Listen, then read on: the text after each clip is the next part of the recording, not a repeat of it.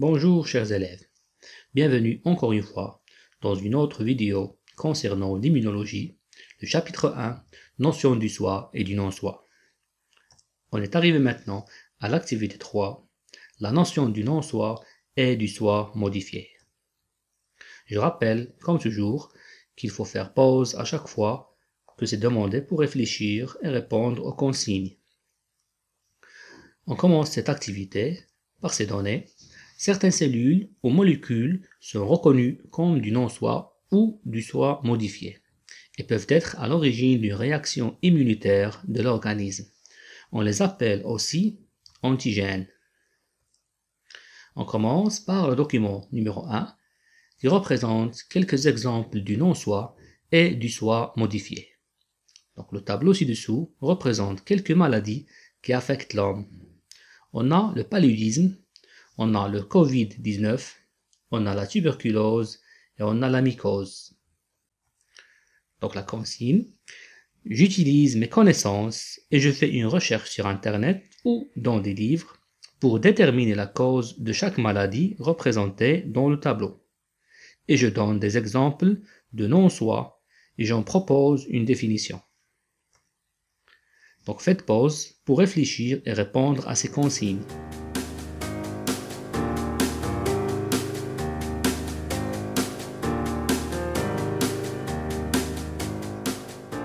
Donc, on va essayer de répondre à cette question. Donc, on prend la première maladie, c'est le paludisme. Donc, c'est une maladie qui est due au Plasmodium falciparum. Donc, c'est un parasite. Cet organisme a besoin de cellules hôtes ou bien d'organismes hôtes pour survivre. Donc, c'est un parasite. Le Covid-19, c'est une maladie qui est due au virus SARS-CoV-2. Donc, il s'agit d'un virus. La tuberculose, c'est une maladie qui est due au bacille de Koch ou Mycobacterium tuberculosis. Il s'agit donc d'une bactérie. Enfin, on a la mycose. Elle est due aux dermatophytes et ce sont des champignons microscopiques. Là, on a d'autres exemples. Pour les parasites, on trouve les toxoplasmes, les leishmanies. Concernant les virus, il y a le virus de la grippe, HIV, etc. Concernant les bactéries, on trouve Clostridium, Streptococcus, etc. Il y a aussi les champignons microscopiques, les toxines, les allergènes, les cellules de greffon, etc. Ce sont tous des éléments de non-soi. Comme définition, on peut proposer la définition suivante. Le non-soi, c'est tout élément, molécule ou micro-organisme non reconnu comme faisant partie intrinsèquement d'un organisme et qui devient la cible du système immunitaire de ce dernier. Pour comprendre la notion du soi modifié, on vous invite à suivre ces deux séquences vidéo. On va commencer par la première séquence. Suite à leur exposition par les rayons ultraviolets, certaines cellules de la peau peuvent subir des modifications génétiques par l'endommagement de leurs molécules d'ADN. Ces changements peuvent affecter la multiplication de ces cellules qui se transforment alors en cellules cancéreuses. On passe maintenant à la deuxième séquence. Les virus ont leur propre matériel génétique. Et pour se multiplier, ils ont besoin de cellules hôtes.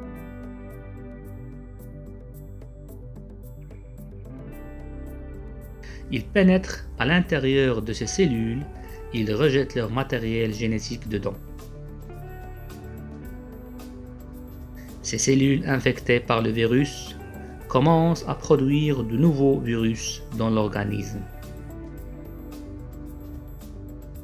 Ces virus vont attaquer d'autres cellules saines, provoquant leur infection.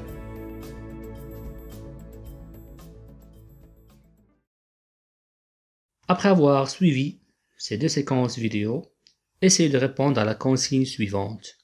Je montre à partir des deux séquences vidéo comment certaines cellules du soi peuvent être reconnues comme du non-soi.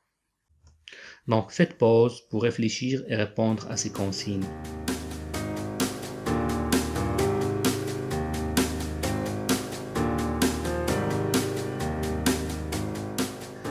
Donc certaines cellules du soi peuvent être reconnues par le système immunitaire comme du non-soi.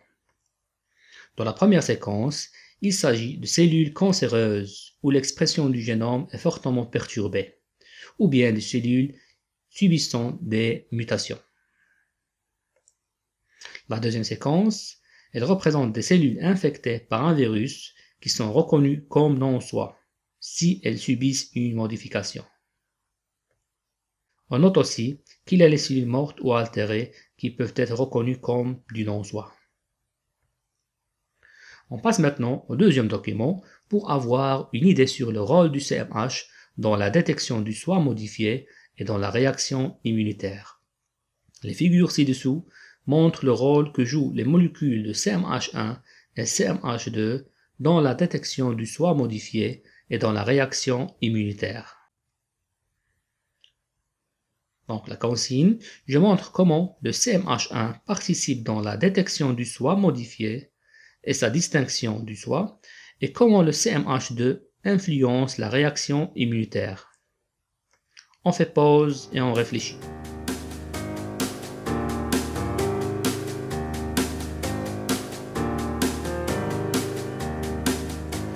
Donc on prend la première figure, elle représente une cellule nucléée. Dans les cellules nucléées, les chaînes peptidiques de CMH1 se forment dans le réticulum endoplasmique et deviennent matures au niveau de l'appareil de Golgi. On note qu'ils sont constitués de chaînes alpha et de chaînes bêta 2M.